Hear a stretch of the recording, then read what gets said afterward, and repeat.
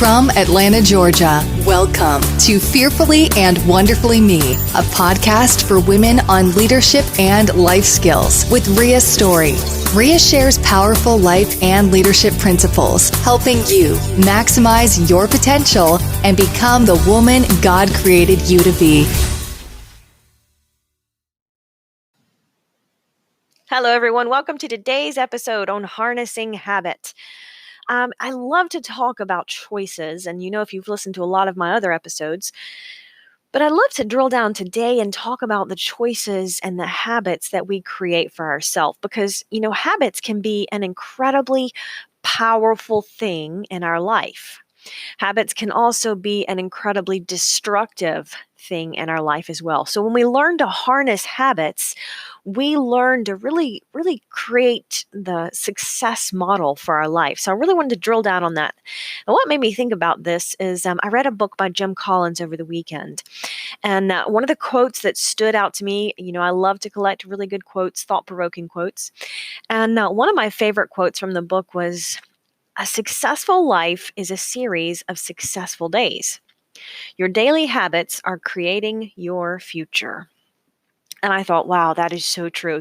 Our daily habits, day to day, the habits that we have contribute to our success in the future. Really, we create success in the future by the habits that we embrace and create in our life today. Now, the thing about that, habits can be incredibly powerful. They can also be incredibly destructive. And so it's realizing that we can harness those and create the habits that we want to help us be more successful. So I love to think about that and talk about that because, habits, I've realized a long time ago, habits are systems that we essentially create in our life. And those systems allow us to get more things done. I use the analogy a lot of times of every time I walk in the door, I drop my keys off in a certain place. And so I know that every time I walk in the door, my keys are there. So every time I get ready to leave, I can pick up my keys and know right where they're at. But every now and then, maybe I'm busy or I got my hands full of groceries or something, and I end up dropping my keys in my gym bag or putting them somewhere else. And then the next time I get ready to leave the house, I'm running around looking for my keys. So, habits are the things that the systems that we create that allow us to kind of create a routine around a lot of the things that we do regularly.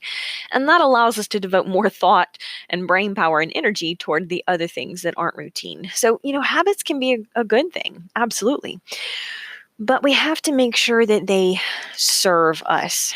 And that's the hard part. All of us have formed habits, usually in a physical or mental area, and sometimes those habits don't serve us as well as we like.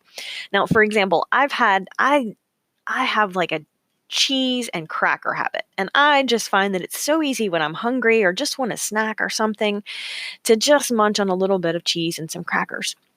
Now, that's not necessarily a bad thing. I'm a big believer in indulging a little bit in moderation, not over the top, but a little bit. But I'm getting ready to run another marathon in April, and I realized that to be in the best shape and to set myself up for the best possible chance of success in this marathon, I need to cut out some of those habits I've created around cheese and crackers. Now, there again, it's realizing that I've kind of just have an afternoon habit of a snack or something like that. But if I want to switch that habit up for the next couple of months, it's really going to help me live with more intentional physically and particularly my eating habits. And that will help me have a better race experience. So, you can look at your own environment and look at your own life and identify the habits that stand out as habits that don't really serve your goals and your values. And maybe it's a big habit that you want to get rid of. Maybe it's quitting smoking or something like that that's really toxic to your health.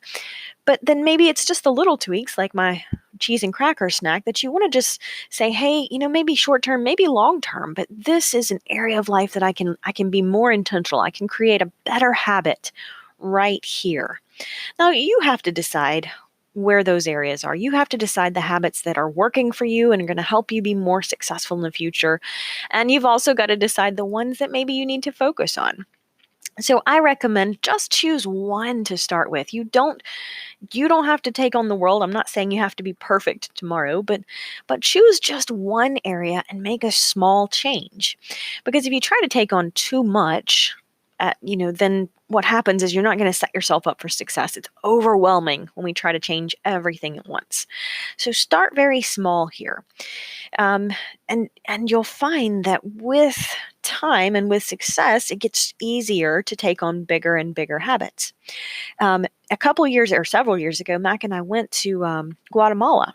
And we went down with a team of coaches to train the country of Guatemala and the leaders there. The country of Guatemala had invited John Maxwell and a team of coaches he invited to come down and teach leadership principles in the country. So Mac and I were very excited to go. It was a wonderful, incredible opportunity. And we really wanted to maximize on our experience of being there. And so and we just decided while we were there, we would not use our cell phones for the entire week. Not only, it helps us just focus on being in the moment, but we also avoided some extra data charges and, things like that. So we really just wanted to be intentional and just say, you know what, we're going to be fully present. And, we'll check email from time to time from the laptop, but we won't have any cell phones. That means no social media or almost no social media. And, just really focus on being in the moment. But it was amazing how often during that week I found myself reaching for my phone just to check emails or check into the calendar or just, check a status update. And I realized that I really just had that habit in my life of just, every time I had a few minutes, I would be pulling my phone out to check it.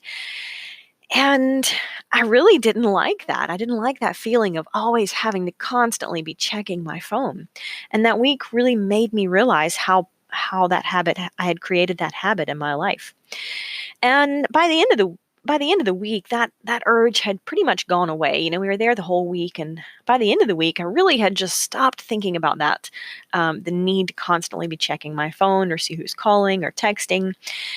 And what I realized was that the change in my routine brought the opportunity for me to change that phone habit. And it really worked for me. It was interesting because when Mac and I got home, we flew home at the end of the trip, and I think we stopped and picked up dinner. And I remember pretty vividly, we got home, we just got takeout on the way home because, of course, there's no groceries in the house when you've been gone that long. And we were sitting down to eat, and Max said, let's just keep the phones off for tonight. And I said, I love that idea because, let's just focus on being present without constantly just dialing back into the phone. Don't pick that habit back up. And, that has stayed with me ever since. I realized that just because the phone rings, I don't have to always stop and answer it right then. If I'm in the middle of something, I can turn off my ringer or turn off the notifications, or, maybe just because I'm in a conversation doesn't mean I have to stop and answer the text message right then. And so what I'm talking about is creating that intentional habit. For a long time, for a couple of years, I turned off all of the notifications on social media. Those little annoying red circles that pop up that tell you somebody's commented or tagged you or something like that, because I found that as soon as I saw that, I wanted to go see. I wanted to drill down into what it was, and it was distracting. It was distracting me. It was taking time and energy away from what I was focused on in the moment.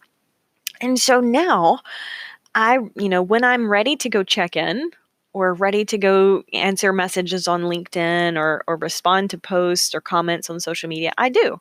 But I'm very intentional about it now. And instead of allowing it to run me, I now decide when is the appropriate time for it to be. Just deciding intentionally, where does that have a place in my life? And I may never have realized and made that change if we hadn't have gone to Guatemala and spent a week without a phone. But it's incredibly freeing to realize that I have more control over that area of my life. And it made me think about how many other areas of my life I just kind of hadn't thought about being intentional. And it's incredibly empowering to realize that we absolutely can become the person that we want to be. But how we do that is creating the habits in our life today that will ensure our success for future. So I love to think about that because that allows us to harness habits. So jot down, if you're not driving, of course, and you've got a moment to jot down, what are some of the habits? You don't have to create a master list here, but just name off 1, 2, or 3 habits that you feel like just really don't serve you well. And they could be anything from binge watching Netflix on the weekend to it might be a cheese and cracker habit. Maybe you've got a food habit that just doesn't serve you well in your goals for fitness this year. But think about that and just, pick one. And maybe you don't want to change it completely right now, but maybe you just want to minimize it. Maybe you want to say, hey, instead of binge watching Netflix all day Saturday, I'll watch one show, 1 hour, and then I'll turn it off and commit to that small change rather than trying to take on the world and affect complete transformation, just the small changes. Because really, when we want to transform and positively change, it really does come down to the small things that compound over time. Until next time. Start increasing your influence and maximizing your potential with Ria's audiobooks.